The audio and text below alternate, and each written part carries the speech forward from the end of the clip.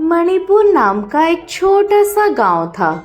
उस गांव में राजू और चुटकी नाम के दो बच्चे थे। वो दोनों बेहद बहादुर थे।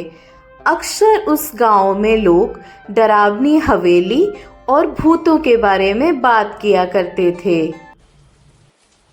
उस गांव में एक डरावनी और बेहद पुरानी हवेली थी।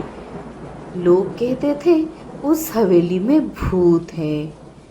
ये सुन के राजू और चुटकी एक दिन भूत के तलाश में हवेली की ओर निकल पड़े।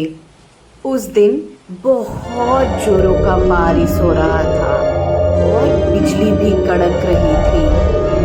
साथ ही साथ उस हवेली में एक चुड़ैल अपने खूंखार आवाज सुना के भाग रही थी। इधर उधर हर जगह वो अपने शिकार के तलाश में रह रही थी। चुड़ैल को देख राजू और चुटकी बहुत डर गए थे, पर वो चुड़ैल उनको बिना डराए वो कैसे चुड़ैल बनी और ये हवेली में फंस रही है, इसके बारे में उनको बताने जा रही थी।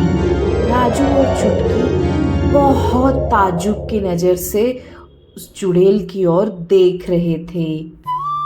कई साल पुरानी बात है। चंपू नाम का एक लड़का बाजार से कुछ खरीदारी करके अपने घर की ओर जा रहा था। तभी अचानक से बादल गरजने लगी। वो जंगल के रास्ते से भागता हुआ अपने घर के तरफ दौड़ रहा था और मन ही मन ईश्वर को पुकार रहा था। उसी घने जंगल में एक बाबा तपस्या कर रहे थे। वो तपस्या में बेहद मग्न थे।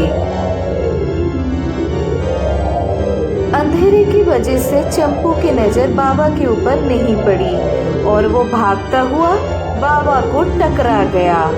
बाबा बेहद गुस्से में उठे और उसे बोले, अरे मूर्ख, तुझे दिखाई नहीं दिया?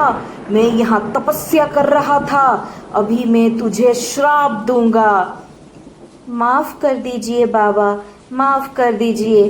अंधेरे और बारिश की वजह से आप मुझे दिखाई नहीं दिए। कोई बात नहीं, पर मैं तुझे श्राप दे चुका हूँ कि तू बहुत जन्म तक चुड़ैल बन के उस हवेली में रुकेगा।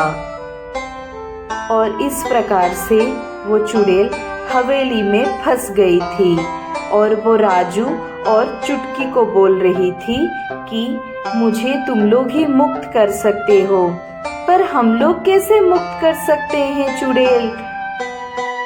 फिर वो चुड़ैल राजू और चुटकी को मुक्त करने का उपाय बताती है और राजू और चुटकी बिना हिम्मत हारे उस चुड़ैल को उस डरावनी हवेली से मुक्त कर देते हैं। और वो लोग गांव वालों को भी बताते हैं कि अब उस हवेली में कोई चुड़ैल या भूत प्रेत नहीं है और वहां से वो लोग हमेशा आ जा सकते हैं और ठहर भी सकते हैं।